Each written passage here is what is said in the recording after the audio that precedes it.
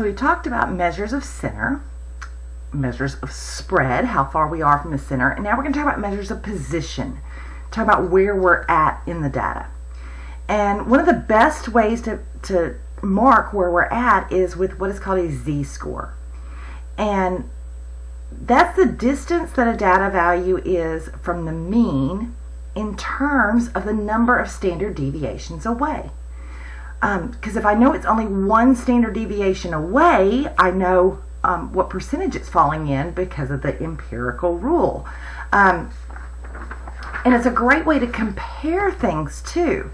So a z-score is the distance from the mean. And so the way we would find it is we're going to subtract the mean from that data value and then divide by the standard deviation. And the z-score is unitless. The z-scores we talk about as having a mean of 0 and a standard deviation of 1.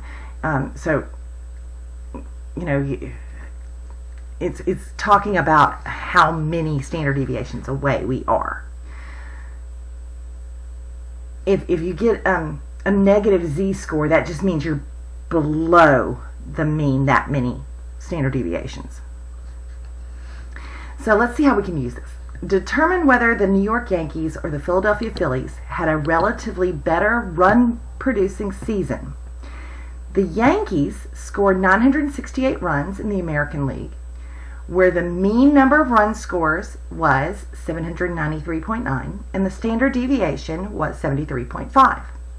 The Phillies scored 892 runs in the National League, where the mean number of run scores was 763 and the standard deviation was 58.9. So what we want to look at is how those values compare, how far away they are from the mean. So if we look at the Yankees, let's start with the Yankees. And we're going to compare using z-scores. So for the Yankees, the value that we're looking at was the 968. And they tell us that the mean was 793.9 with a standard deviation of 73.5. So to find the z-score, we're going to take the value, the 968, minus the mean. So we're trying to figure out how far away from the mean it is, how many standard deviations away it is. So we're going to divide by the standard deviation. So I'm going to take that 968 minus 793.9 divided by 73.5. And that's 2.37. So 2.37 standard deviations away from the mean.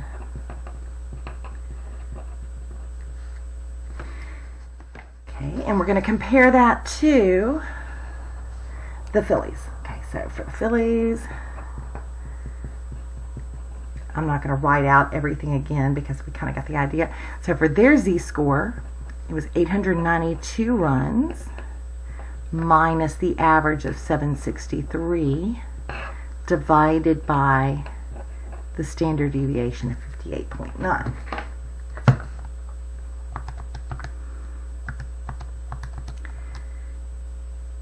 This is what we call standardizing so that we can compare.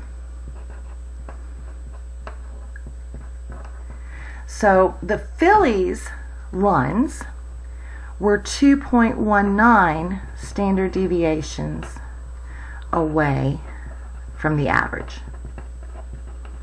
or from the mean. So who had more runs? Who had the better run producing season? Well, relatively, the Yankees had a better run producing season. Because if you think about where that would be on the chart, so if I had my chart, here's the mean, 1, 2, and they're almost over here. So they're way in this percentile. While 2.1 would be a little bit less. So they're higher on average.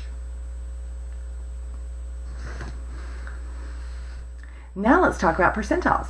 Speaking of percentiles. Explain the meaning of the following percentiles.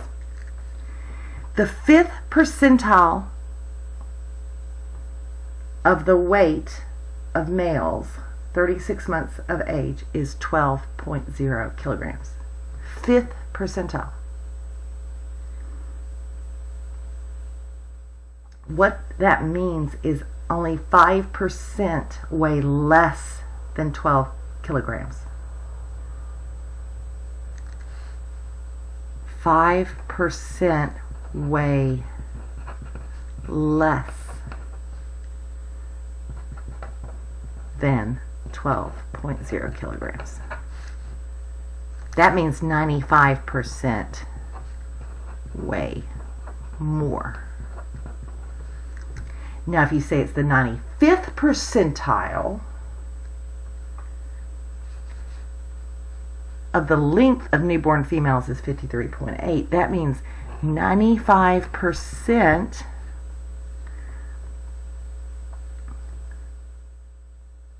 are shorter than 53.8 centimeters. And only 5% are longer.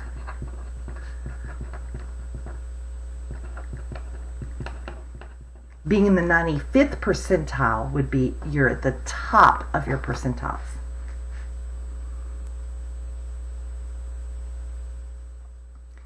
Now, the next part, it really should have gone with the previous section.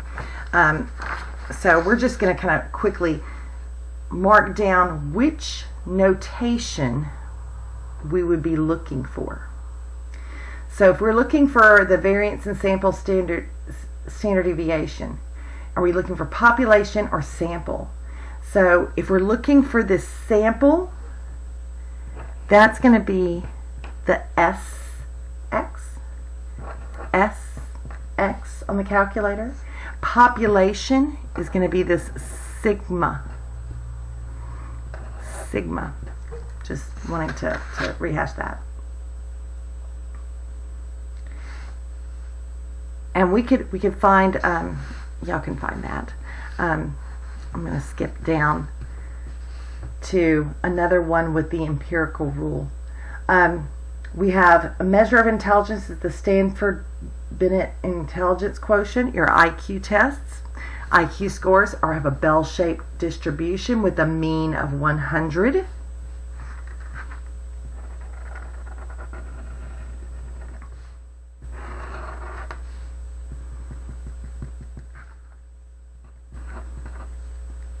And a standard deviation of 15.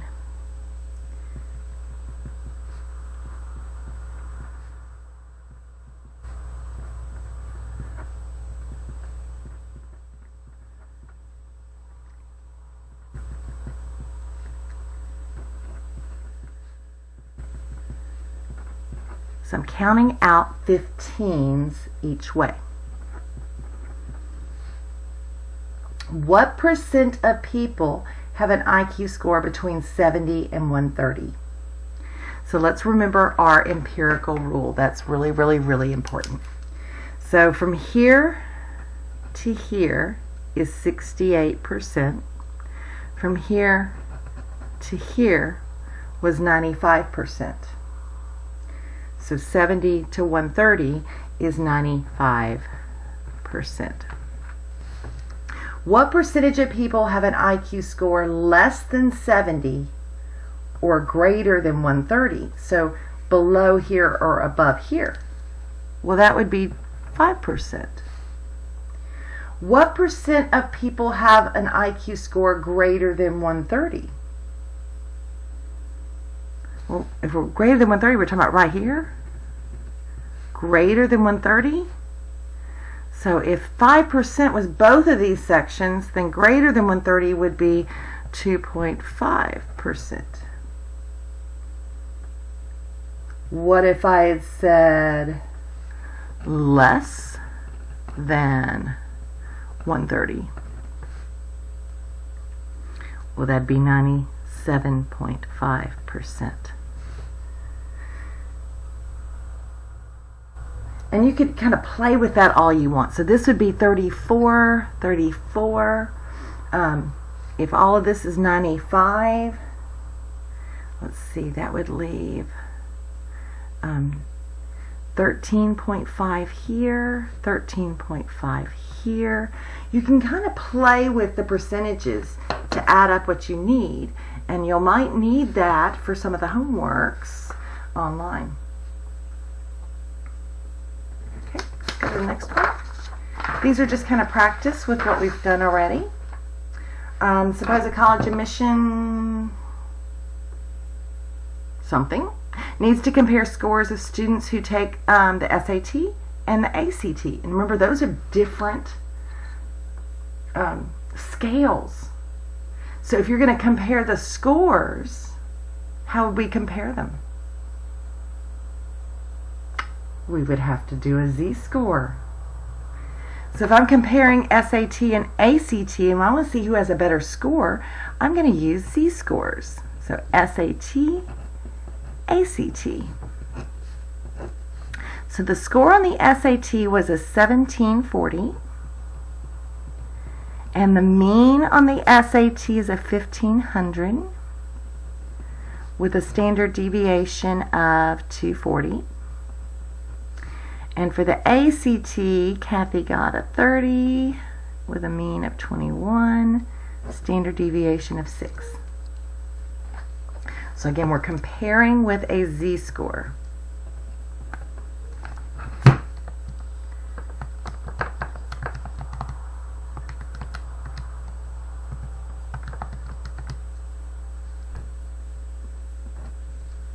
That one's only one standard deviation away.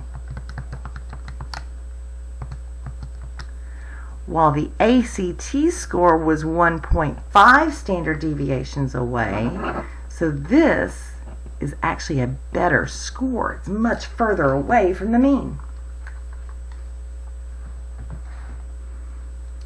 So, now let's talk about that 5-number summary again. Let's review that. The 5-number summary was the minimum, first quartile, median, third quartile, maximum. And one of the best things about this 5-number summary is we can use it to create a box plot. It's usually called a box and whiskers plot. And box and whiskers plots help us to compare distributions.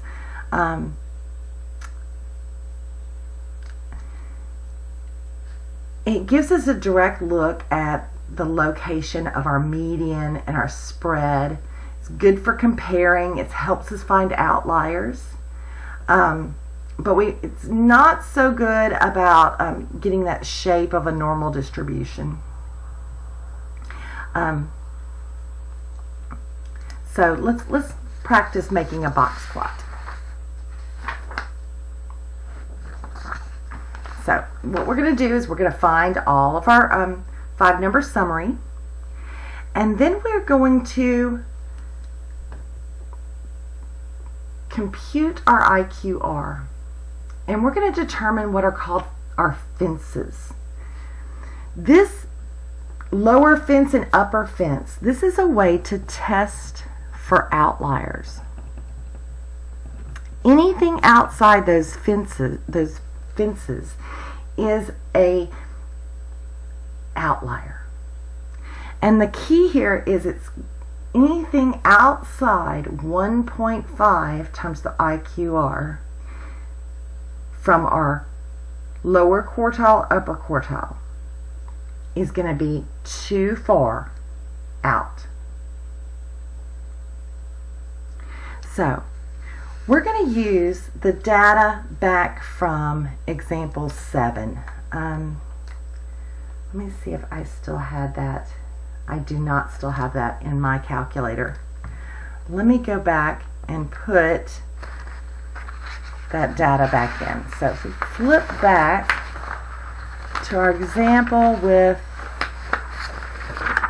those auto claims, I'm going to have to go back in and clear my table. And remember, we talked about that some of that data seemed like it was really big. And maybe it is. Maybe it's too big compared to the rest of it. Maybe we have some outliers. And an outlier is data that's just way outside the normal range of the data.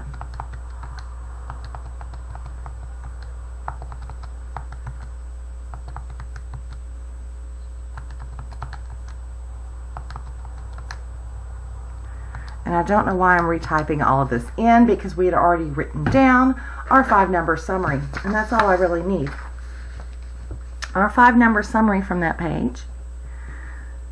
We had a minimum of 180, quartile of 735, the median was 1805, quartile 3 was 4668, and our max was 21147.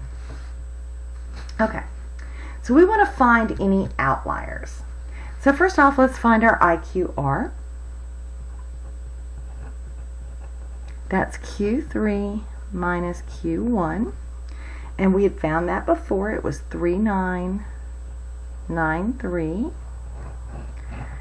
So to find the lower fence, we're going to take our Q1 and subtract 1.5 times the IQR. So Q1 is 735 minus 1.5 times 3993. This is my lower boundary. So anything below this would be an outlier on the low side. I got negative 5254. Well, I didn't have any negative claims, so we're good there. But that's the lower boundary. Our upper boundary, I'm going to do Q3 plus 1.5 times the IQR. So Q3 was 4668 plus 1.5 times 3993.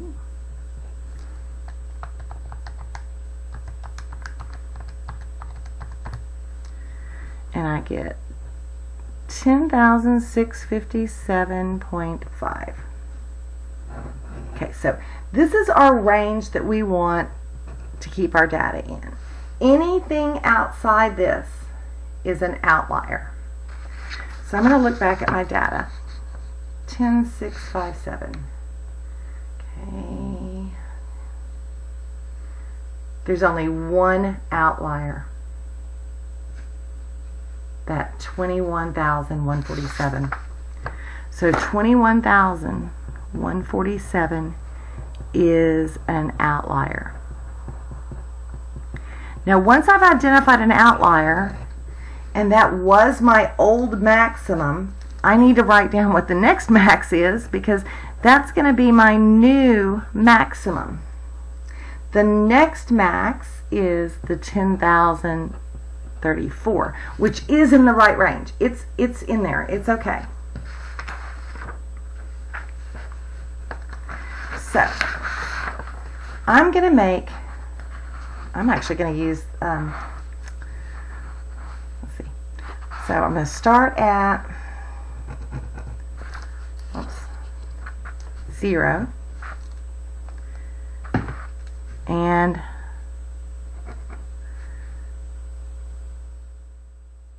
here's 20,000. Right? Here would be 10,000. then this would be 5,000. Whoops.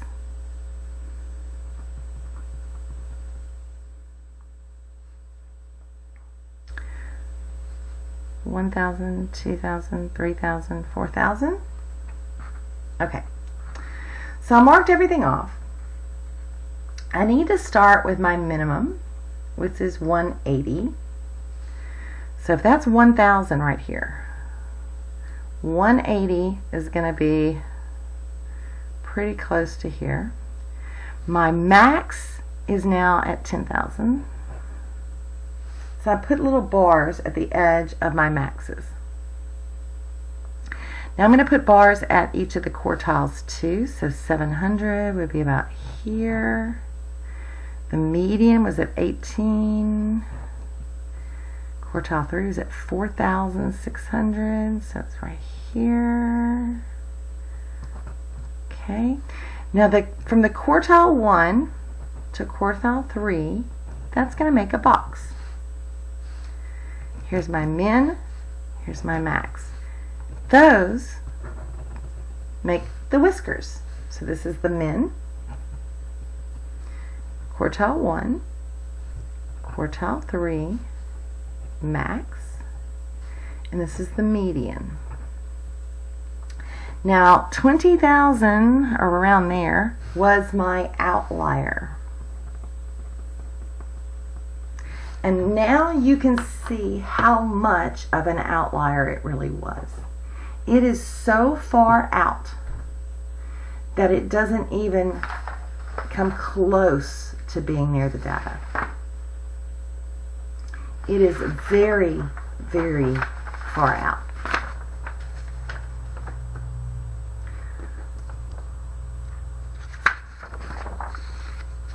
So let's review some stuff. If we're symmetric, we want to use the mean, and that means standard deviation goes with mean.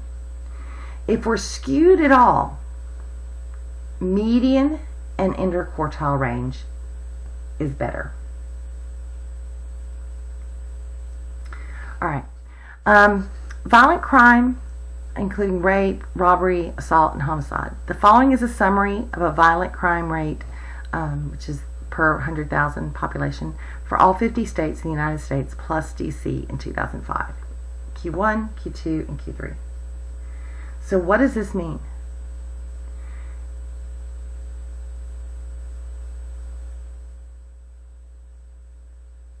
It means that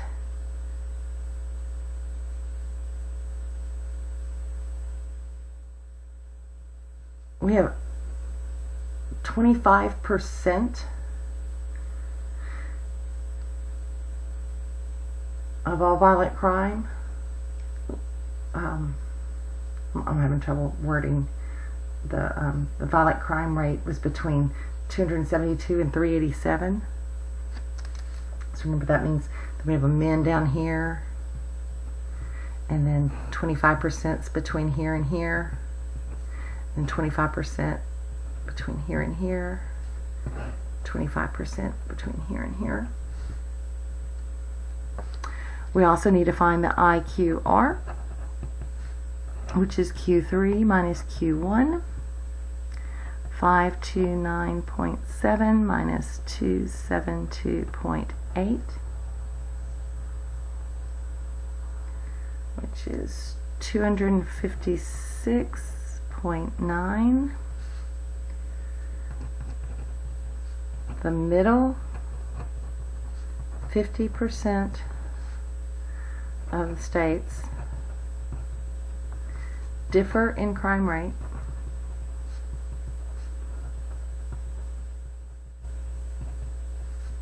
by 256.9. Now, what if the violent crime rate in DC was 1459? Would that be an outlier? Well, remember, to find your boundary for your outlier, you would take the Q1 minus 1.5 times the IQR for your lower boundary. Then the upper boundary would be Q3 plus. So that seems like it would probably be on the high end. So let's take the high end. Let's add, so take Q3, which was 529.7 plus 1.5 times the IQR. And let's look at that upper boundary. The upper boundary would be 915.05. So is DC an outlier? Yes, it is an outlier.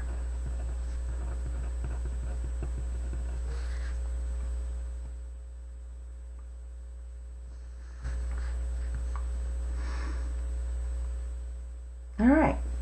Oh, this one's easy.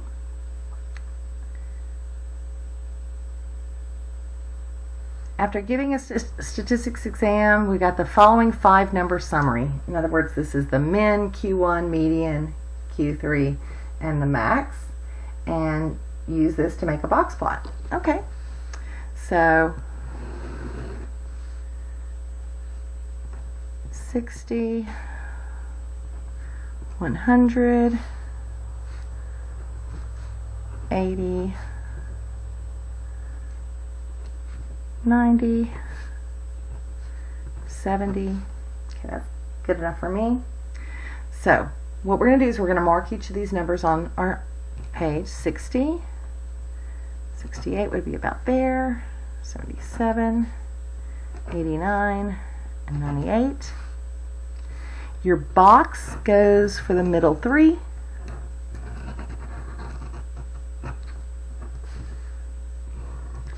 And one thing I want you to notice about this one, look at how even everything looks. I would even say this one looks fairly symmetrical. If I looked at the distribution, I bet it's fairly symmetrical. While this one was kind of skewed, maybe skewed left. And that's something to note, is that we can compare box plots. So here we have 2 box plots. I know this is hard to see, but this is an X, and let's say this is a Y. And if we're comparing these, we can answer some questions about them. So like it says, what is the median of X?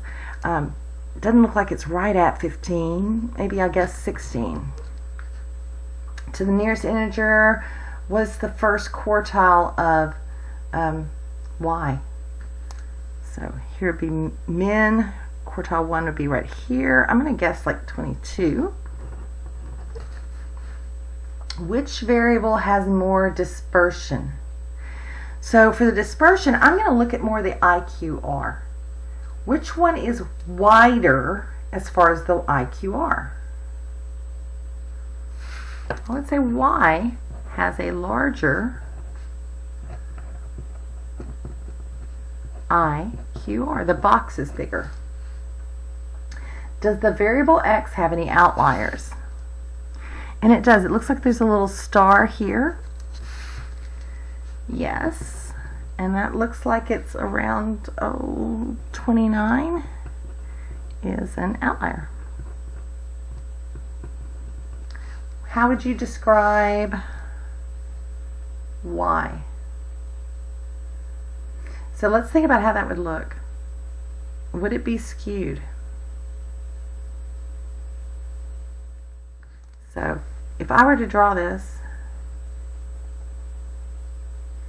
it would look kind of like that, because more of the data would be on the right side, but that means the tail would be on the left, so this would be skewed left.